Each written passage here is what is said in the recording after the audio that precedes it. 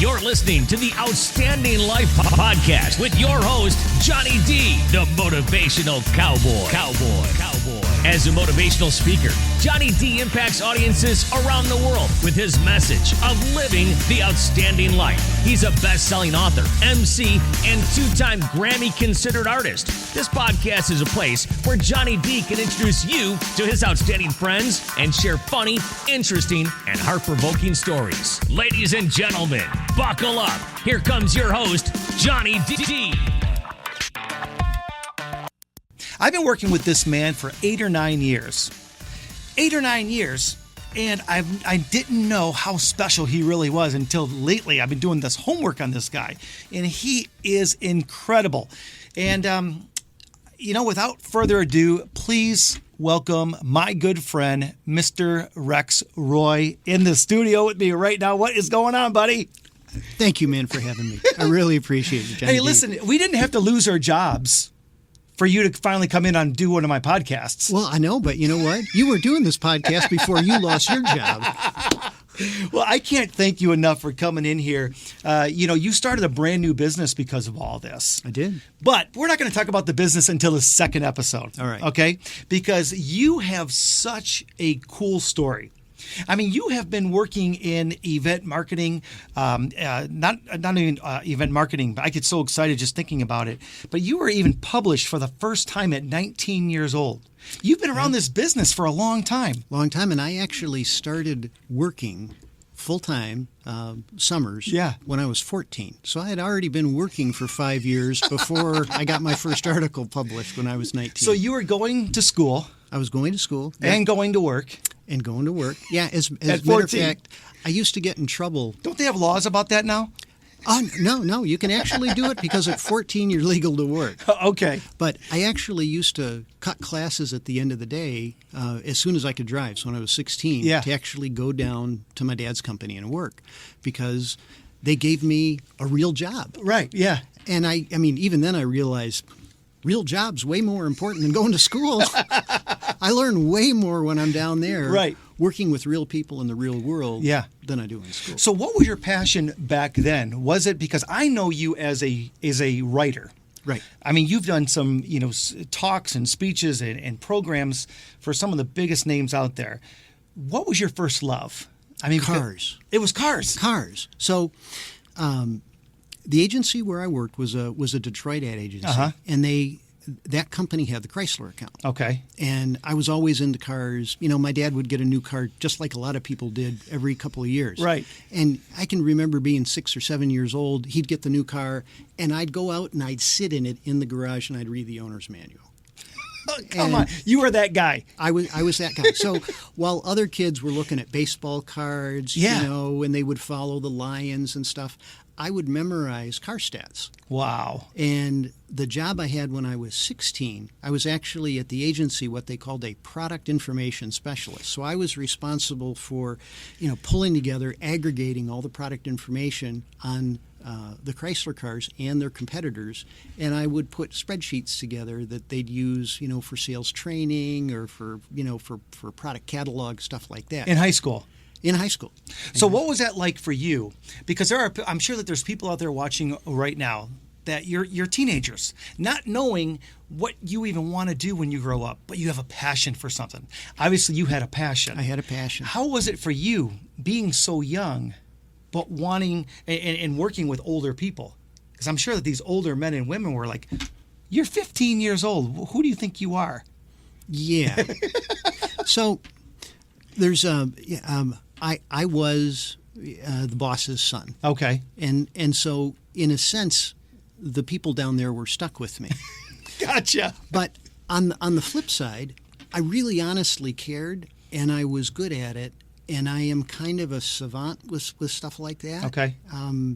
It's not a terribly impressive savant-like quality to, memorize car stats or whatever. But I cared, and those adults modeled for me something that I have really continued to try to do in my entire life, which is those people knew more than I did.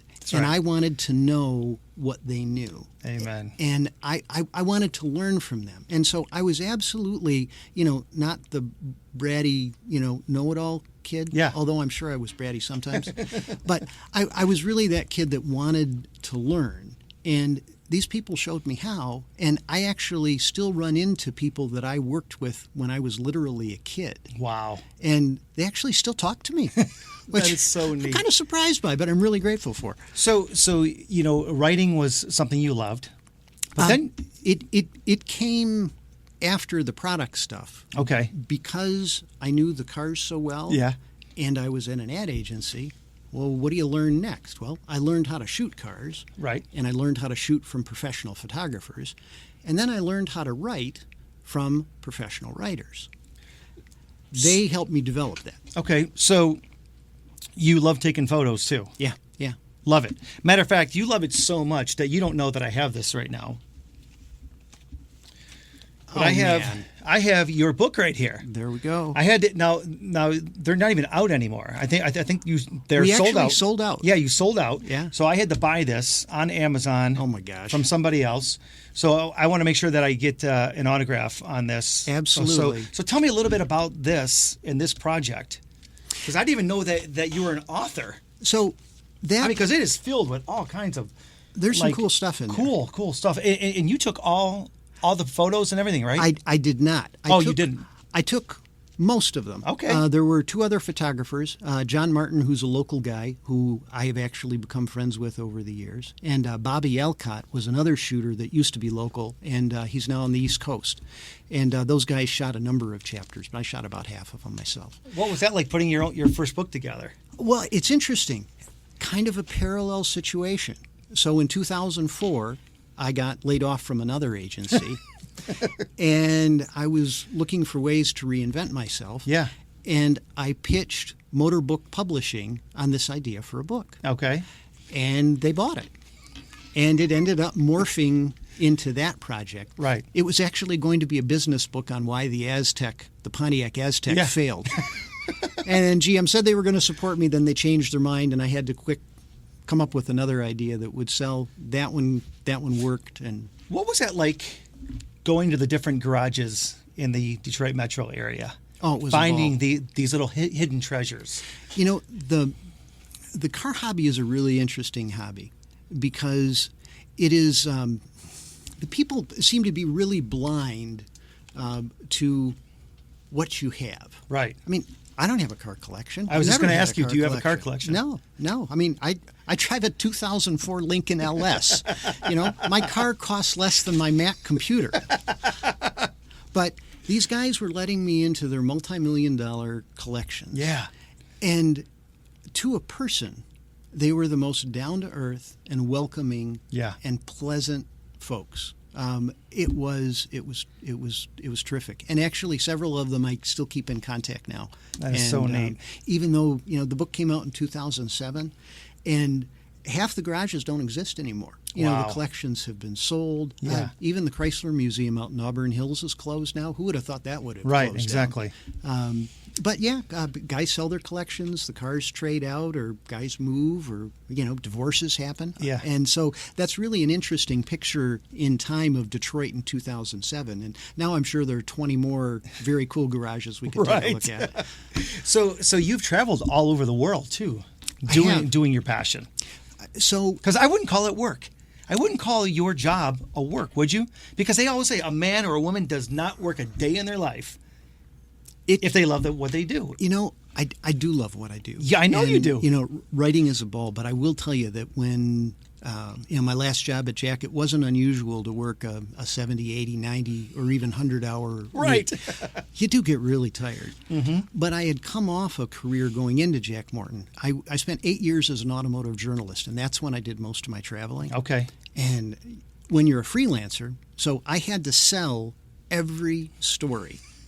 And I was trying to do 6, 8, 10 features a month. So you're calling editors, you're trying to network, you're trying to get your pieces placed, Yeah. you're trying to find new content. And man, it was a hustle, but it was a ball. So I saw a picture of you in a Bugatti. Yeah. And then I read, and like the tagline was, driving at 188 miles per hour. Is that true? Did you have that thing up to 188 miles per hour? Yeah, on a 2-lane that was about as wide as a McDonald's drive-through. Where was that at? So, yeah, tell me the story. There were, I kind of earned my chops with the folks at Bugatti because they brought a Bugatti Grand Sport, a Veyron Grand Sport, which is a convertible, to the Metro Detroit area. And because I was in a lot of different publications, they went, we'll go to Rex, and Rex will get us in these publications. It'll be less work for us. So made that happen, did the story, and it worked wonderfully. Right. And about a year later, they invited me to Spain to be one of right around 30 people that got to drive the Super Sport. Wow. So the regular Bugatti had whatever it had, 1,000 horsepower. The Super Sport had 1,200 horsepower.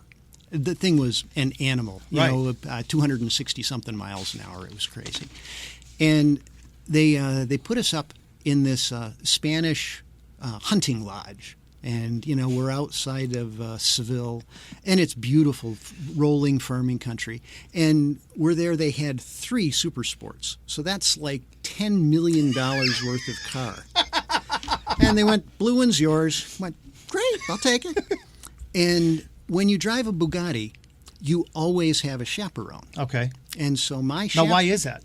Well, because the car's so powerful, and it's you just need to be careful when you're driving it because it's the kind of car that its performance could get away from you. Gotcha. And they just want to make sure that they've got somebody there watching their asset. I mean, you know, if I had a car that was worth $2 million, I'd want somebody to drive with it too, right? And my chaperone was a Le Mans driver named Pierre-Henri Raffinel, and he was fantastic. And we were there on we were the last wave of press. And so nobody had balled the car up. Nobody had crashed or bent a rim or even anything minor. Yeah. But Pierre gave us this talk, and he said, if you go off-road, it will cost £250,000, and you would feel very badly. It's like, well, that's a good warning to know. And then he said, it's your turn to drive. And I promised him from the beginning, said I'm a good student, I obey, right. I will do as you tell me. Rex, if you don't mind me asking just real quick, and for the listeners out there, I've never driven a Bugatti, and maybe you have or have not.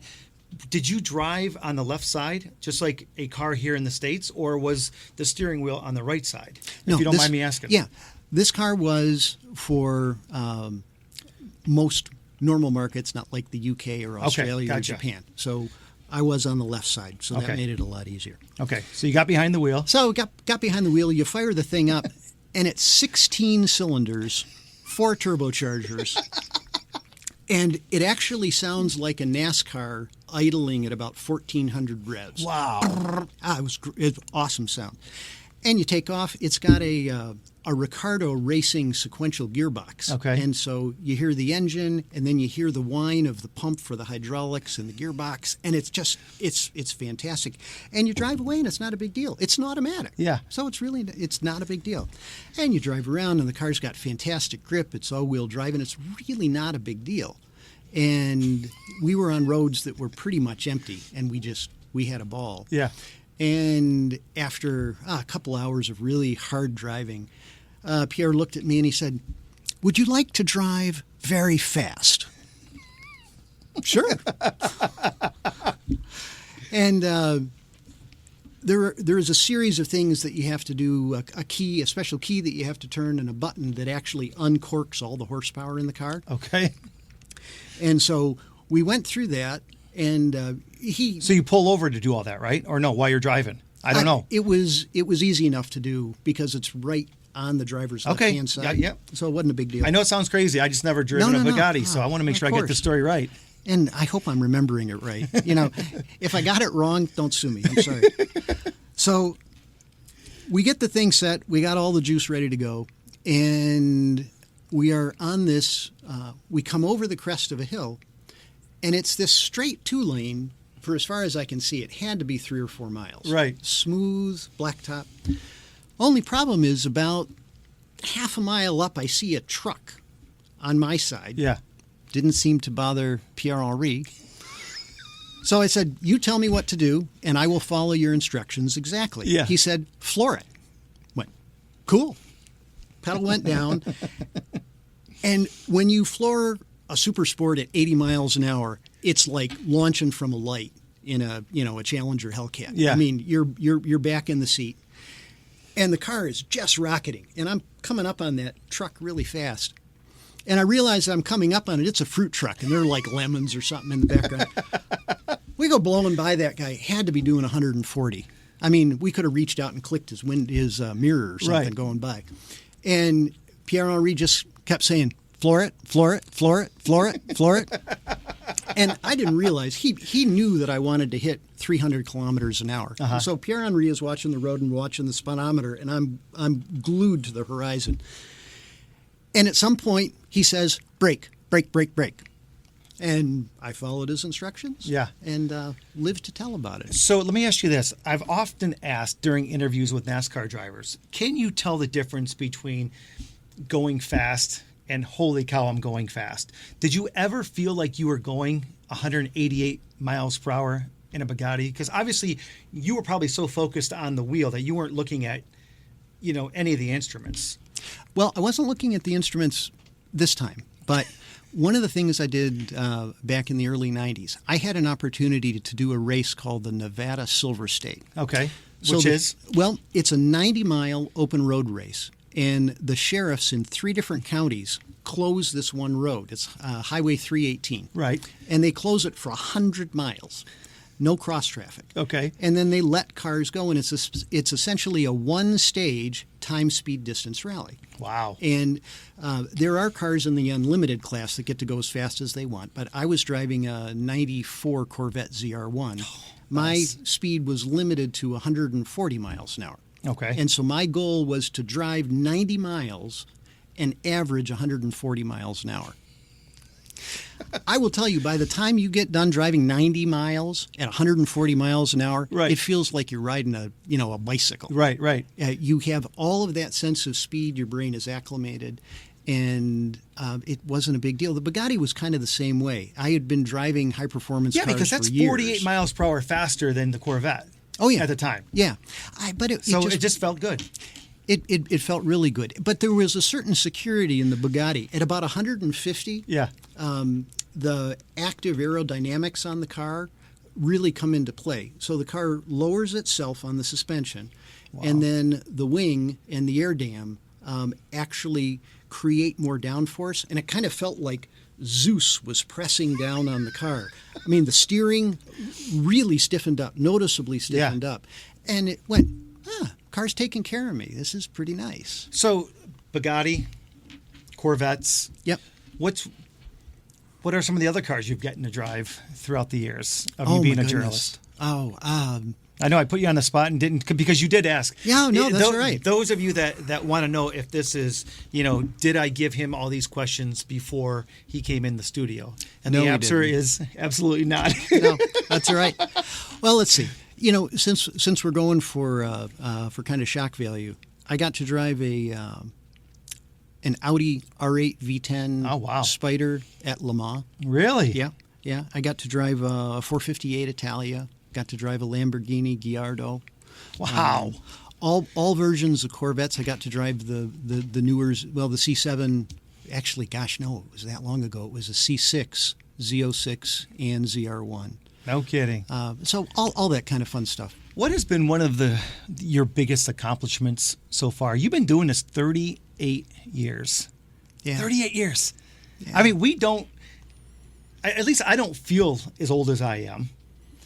And when I look back on how much I've accomplished, I forget about half the stuff. I mean, you made me start realizing some stuff lately. I'm like, oh yeah, I've done that, and I've done that, and I've done that. So you kind of forget. What's one of your biggest accomplishments? And I'm not talking about money. It could be the smallest thing or the biggest thing. But for you, when you look back on your career as you are like right now, what's one thing that sticks out? Because I know as soon as you leave, you're going to be like, oh, I should have said this or I should have said that. Yeah. But why you're sitting here live on the air with me now, what's one thing that you can be like, this was pretty cool? I don't want to be sappy, but I'm going to be sappy. The fact is that I'm still married after 38 years, and that... I knew you were going to say this. Did With you? your 2 daughters? Yeah. I knew you were going to say your family. And my 2 girls actually like me. Yeah. It's like I didn't grow up in a house where, that kind of long-term family thing was really important. Yeah. And so that's really my biggest, I guess, both surprise accomplishment. Yeah. On the business side, I ran my own marketing services agency for a while. Mm-hmm. I even had a dyno shop, Really? skate shop for a while. Yeah. So are you a car guy? Oh, I'm still a car guy. No, I mean, really, do you get your hands dirty? Not as dirty as a lot of people, but I probably have more head knowledge than hand skill. Okay. But no, I put headers on cars and carburetors on cars. Well, that's more than I do, because being in my business, people often say, oh, you're around NASCAR, you're around drag racing, you're around IndyCar, you're around all these, sports or motorsport stuff. Are you in the cars? And I'm like, no, I got a brand new Silverado, and there's a reason why I have a brand new Silverado, because I don't want to do no work to it. Well, it's funny. So one of the things I had, one of the cars I had early on, I had a Dodge Colt station wagon. Okay. And that wasn't actually a Dodge. It was branded a Dodge, but it was actually a Mitsubishi. Okay. And I couldn't stand having a slow car, and my dad got it for me because it was slow, so I wouldn't get into trouble. Right. Nobody paid attention to what was coming in the mail back then. And I had a hooker header shipped. I bought twin Mikuni side draft carburetors. I got a sway bar from Adco. Yeah. All of a sudden, a set of Goodrich Comp TAs show up. And all of a sudden, I'm building this goofy Dodge station wagon to be this total sleeper rocket. Right. And so these Mikuni carbs that I put on, you would have to tune them all the time. And I still remember how you do that. You'd actually stick your head in between the 2 carburetors, and you'd do the throttle linkage. And when you got stereo, you knew they were opening right. And so, yeah, I can do some hands-on stuff, but not like a lot of guys. You have been involved, and it literally we're done in 3-4 minutes. But one of the biggest projects, or at least I think it's one of the biggest projects, maybe it's because I'm from the Detroit area as well, but you were part of the team designing GM World. Oh, that was a ball. Downtown. That was a ball. At the GM headquarters. Yeah.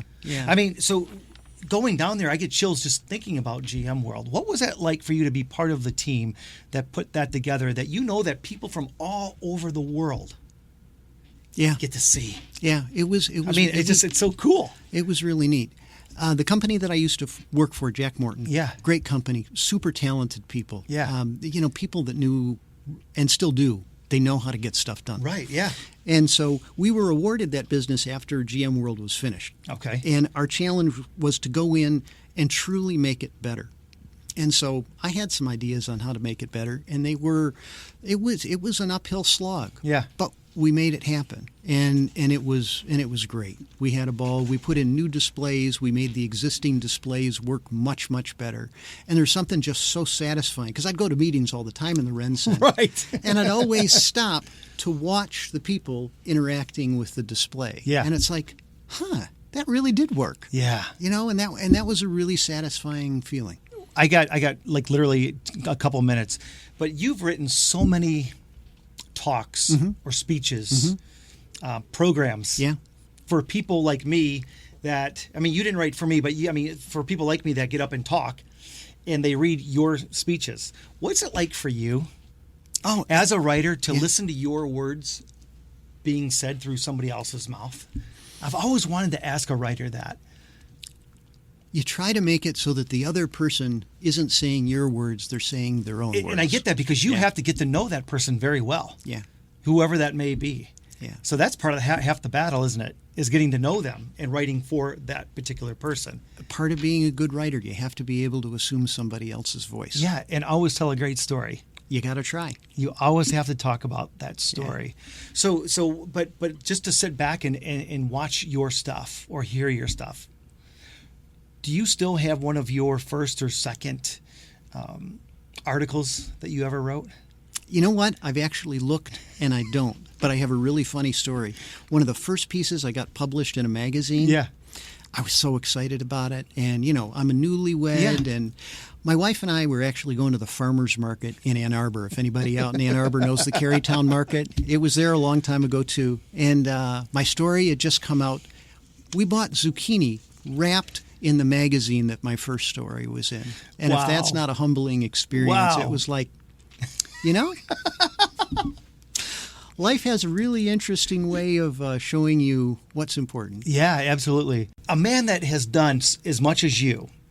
And what do you do for fun? When you want to get away from it all, what do you like to do? Oh, my goodness. You know what? Life is a lot of fun, just regular. I mean, honestly, when I'm done working and I shut the computer down, I've got an office down in the basement. I walk up the stairs and look at my wife and I go, honey, what am I cooking for dinner? And she might be watching, so that's why you're saying it. No, honest to goodness. Does she at least give you a glass of wine when you come up from the basement? Yeah, if it's the right dinner to go with the right wine we have, absolutely. I love it. But it's like I love to grill. Yeah. And I didn't learn how to cook as a kid. Yeah. And so I've started to learn as an adult, and I didn't realize how much I actually love it and how much pleasure there is being in the kitchen. And again, with my girls and my son-in-law and my younger daughter's going to get married in October, so her fiance, everybody's always around, my 94-year-old mother-in-law, and it's like we're not Italian, but we cook like a giant Italian family, and it's a ball. Yeah. So you like to cook then? I do like to cook. That's something, thank you so much for tweeting that question, because I had no idea that he loved to cook. That's one thing I didn't know about you. Lots of surprises. So one thing that, we got to know you in the first episode, but I really want to talk about your brand new business, and it's called My Career Snapshot. Yeah. And I got to know how it all came about. Sure. So I'm just going to give you the microphone. I'm going to let you tell me and all the listeners how and why you even got started. I mean, did you dream this up? Yeah, Did you? Actually. Oh, I was just joking. No. I mean, it didn't come to me in a dream. Oh, okay. I got you.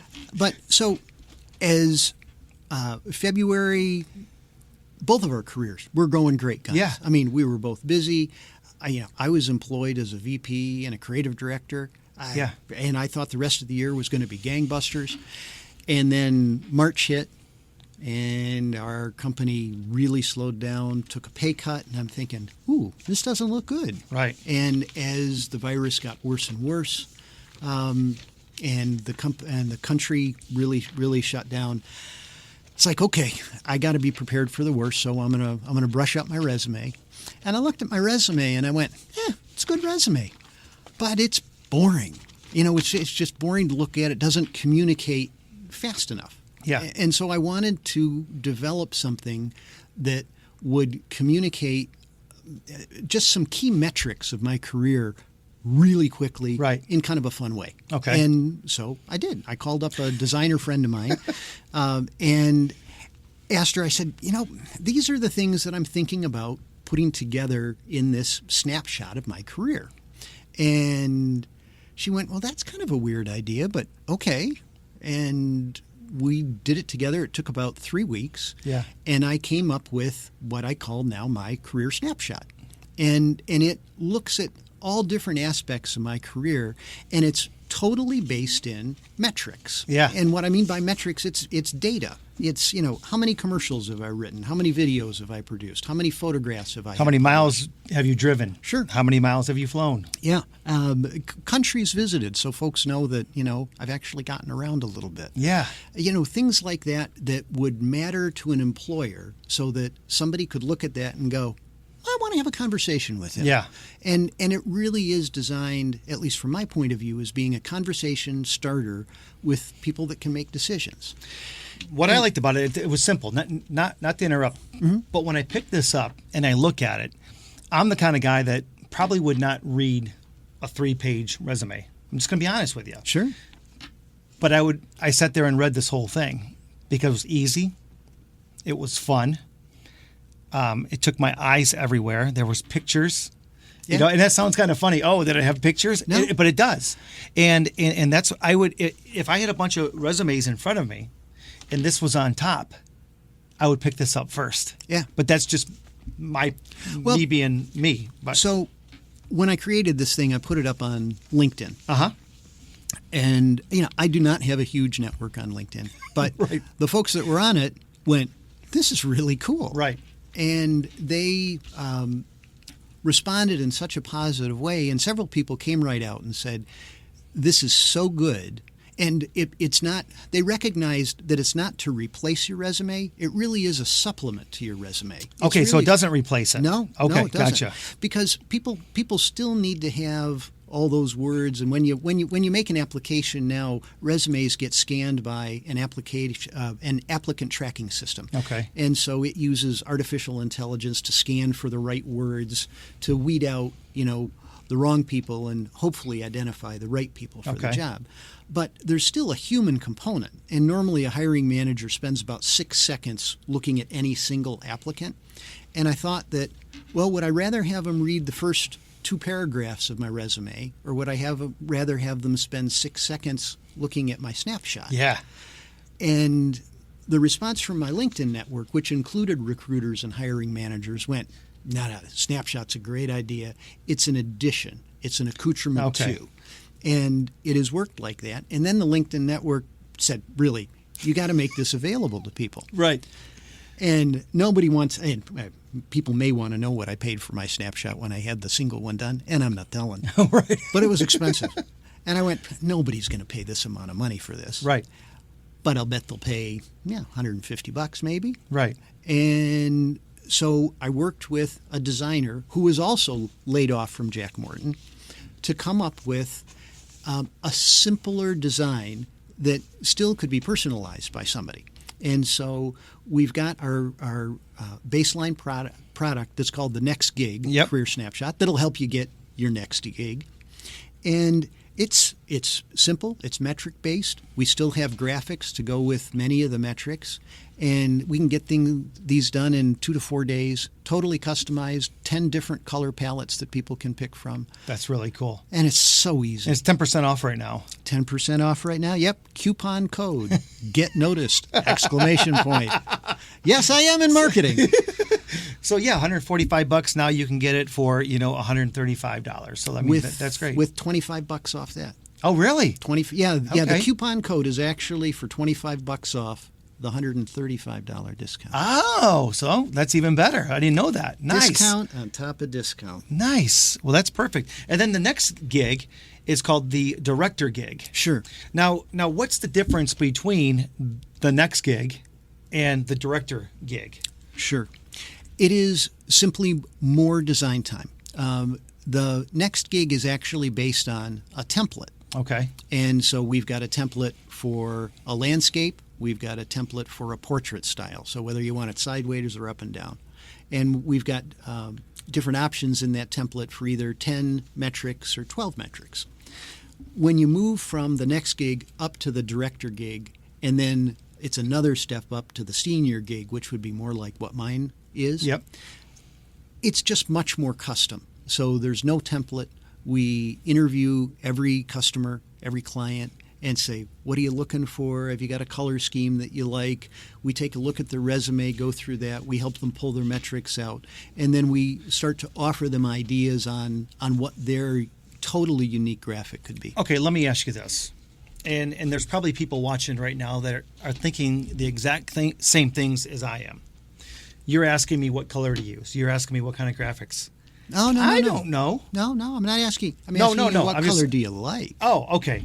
Because I'm sure that there are ways that you're like, hey, listen, that color really isn't the right color to use for you. Like, right? Absolutely. Yeah. One of the things that I made sure, and this relates back to what we talked about in the first episode. Yeah. So I have always tried to work with people that were smarter than me. That's right. And I still am. So I'm working with a couple of designers, and both of them are ex-Jack Morton people. Okay. And these guys are so good. They've worked on Fortune 50 brands. Wow. They've got the younger one has about a decade in the business. The older one has almost as many years in as I do, maybe a couple of more. Yeah.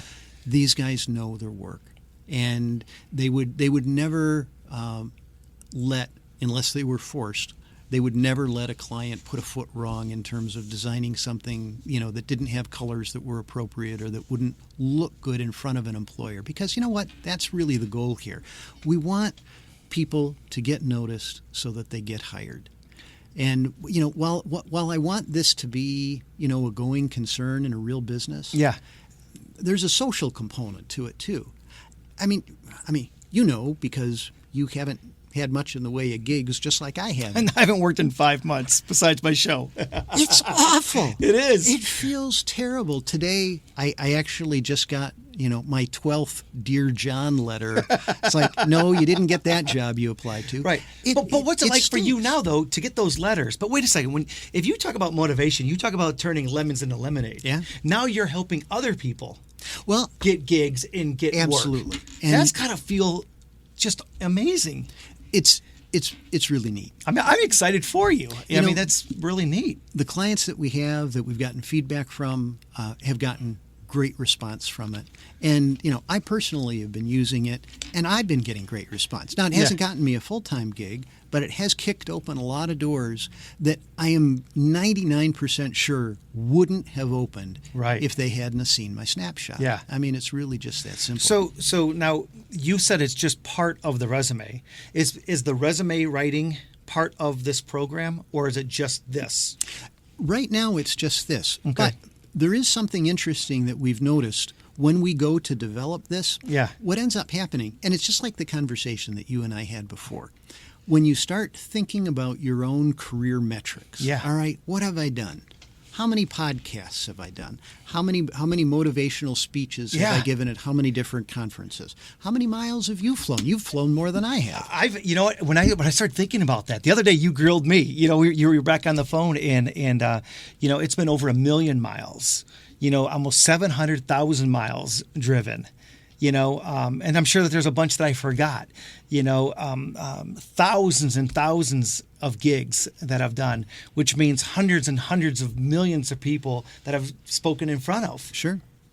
I mean, over 23 years, you start doing the math. It's a lot. And I got to be honest with you, I didn't know what that many zeros meant on some of the stuff that you asked me about. And so, that was neat. If you were going to then redo your resume, then what you do is you take these new metrics that you've kind of discovered on your own about yourself. Yeah. It's like, wow, I really did do that. Mm-hmm.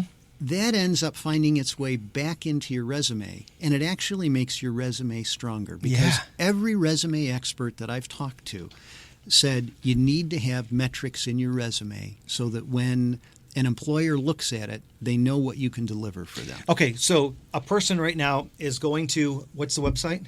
It is mycareersnapshot.com. It's real easy. It's real easy. So they go there, they purchase the gig. Yep. And do they get like a questionnaire?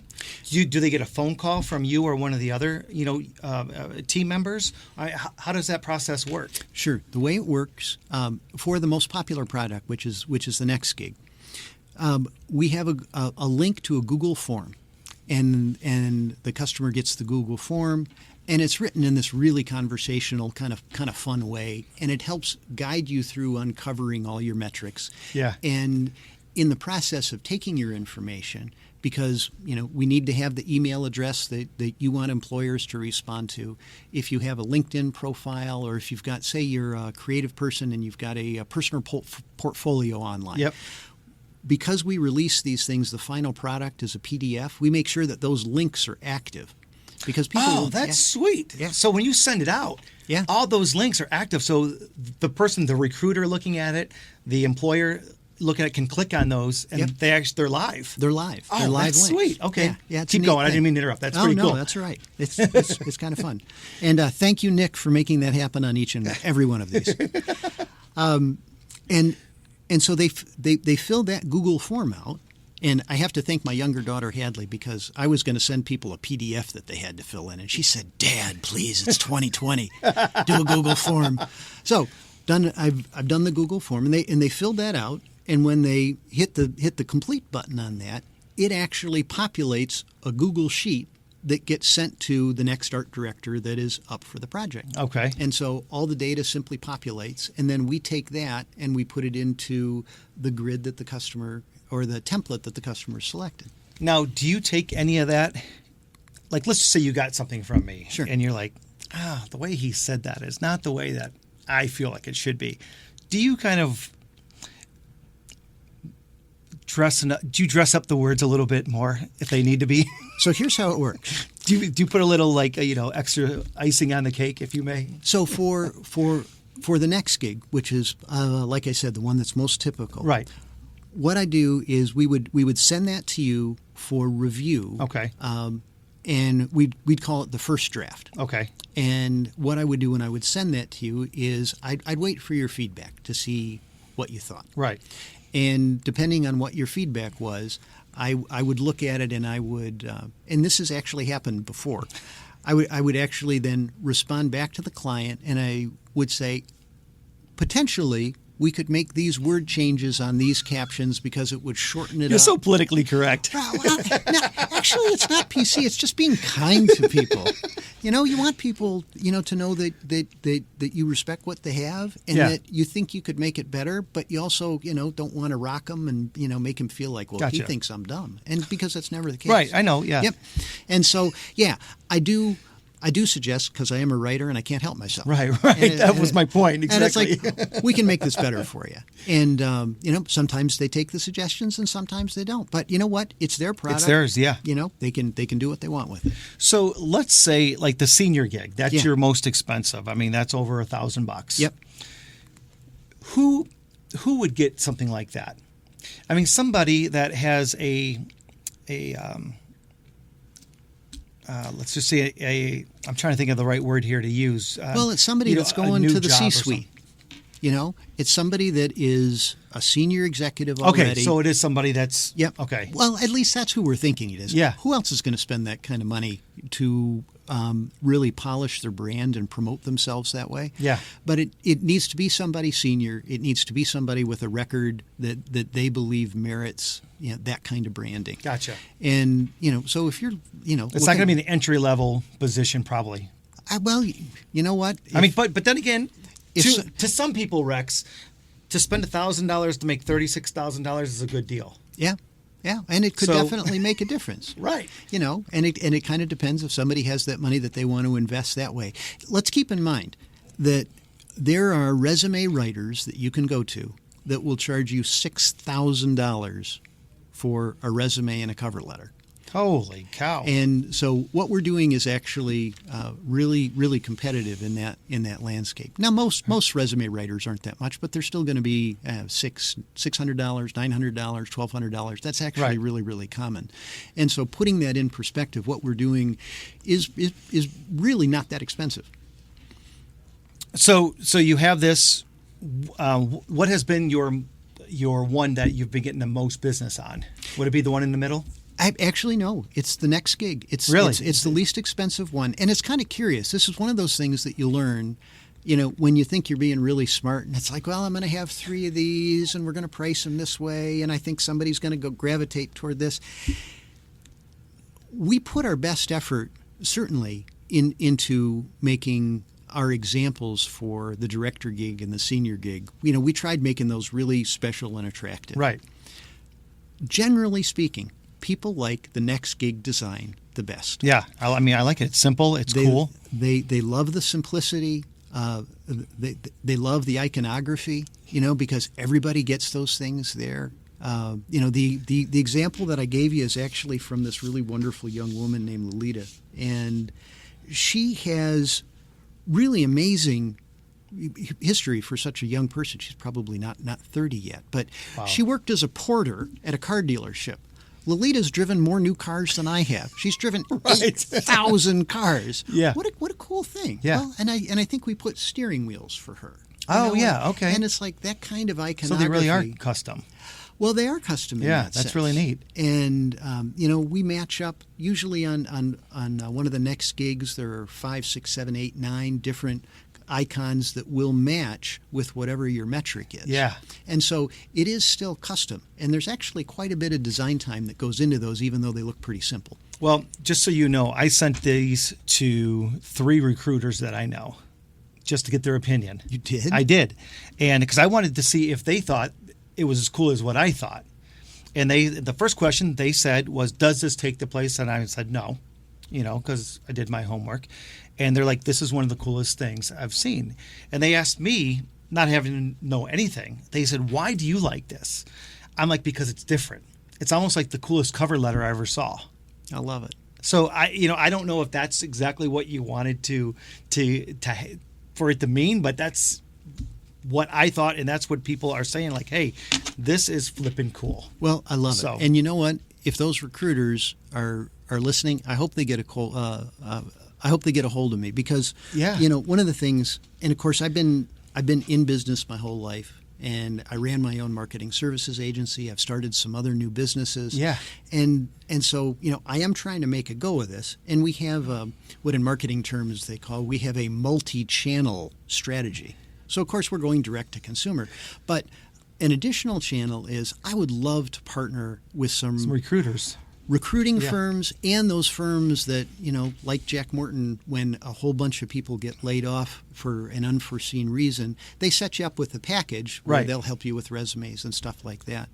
And I would love to partner with some of those firms and have kind of an affiliation where we become a tool that they use for their clients. That's good. Well, do me a favor. Look right in that camera there and let people know how they can get a hold of you and as well the website again for one of the coolest things I've ever seen, and it's called My Career Snapshot. Cool. It's really simple. It's mycareersnapshot.com, and you can email me at info@mycareersnapshot.com. It'll come right to me, and I am crazy about getting back with emails, so I'll get back to you right away.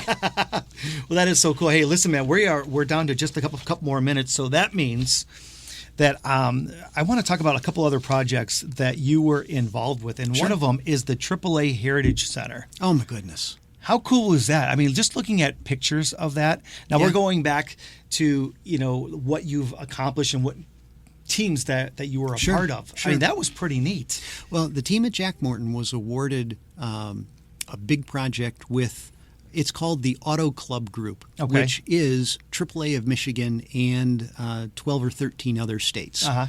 And they wanted to inspire their employees at their headquarters by letting them know what the history of AAA actually was. And nobody knows the history of AAA. Right, yeah. AAA invented road service in 1915. Really? So I didn't know that. Yeah. And I am a AAA member forever. So there we go. Well, it was first done in St. Louis in 1915. And guys on motorcycles with sidecars would drive around with spark plugs and wrenches and gas cans, and they'd help anybody. Yeah. And then it grew from there. And AAA was the first to do radio dispatched trucks. Oh, really? Yeah. People, AAA invented triptychs. AAA invented the travel agency. All of those things are just really, really special. And the people working at AAA, of course, had no reason to know that. Why would you? Right. And so we were charged with putting together, and it's in a renovated 6,000 square foot area, and a big team from Jack, some really, really super talented people worked on it. And it took me about 9 months to do the research, and I worked with a couple of other writers. And we put this thing together that just, I think, knocked it out of the park. It was just amazing. When I saw that and I went and did my homework on it, I mean, I was like, wow, this is like so cool. But one of the things that I know a lot about, because I spent a lot of time there, is the, was brand new Chevy Daytona experience down at the Daytona International Speedway. What was that like, being a part of something that was so cool? Because I love that place. That was really, really neat. It was, can I mention names? Yeah, absolutely. All right. So Jeff Chu was our direct client on that from Chevrolet. Yep. And he and the Chevy Motorsports team negotiated this fantastic deal when Daytona went through their whole Daytona Rising project, when they tore the old grandstands down and they built the new stadium. And they were looking for sponsorship. And Jeff said, well, Chevy will step up and we'll sponsor one of the injectors, but you got to give us that derelict building that's in the infield. And Daytona said yes. And then it was like, well, now we got this building. What do we do with it? Right. And so we ended up turning into this multi-purpose facility, we use it to host events, host media, Yeah. host guests, and it's actually a pace car garage during big races when Chevy paces the event, whatever Yeah. it might be. That is really neat. It was designed by a terrific designer out of Boston, and he's worked with us so often. And That part was so cool, just because I didn't know. I mean, I've seen you there for all these years. Yeah. At all these events. I've did driver appearances there and everything else. Had no idea that you were part of the team that did that at Daytona. That was so neat. Yeah, it was a lot of fun, and I can't wait for things to get back to some kind of normal so that everybody can be back down there and enjoy the place again. Hey, listen, just real quick, wrap things up with your website, how they can get a hold of you all over. The next couple seconds is Sure. you right in that camera right there. All right, and hey, everybody, thanks again for watching. Johnny, thanks for having me. I really Man, appreciate you've been a it. blast. The website is mycareersnapshot.com. Not Snapchat, Snapshot. And you can get me at info@mycareersnapshot.com. It's real easy. So thank you ahead of time. Thanks for listening to the Outstanding Life Podcast. Follow Johnny D on Facebook, Twitter, and Instagram at Motivational Cowboy. If you or someone you know would like to be a guest on the show, advertise, or would like to make a donation, please visit motivationalcowboy.com. And remember to have an outstanding day.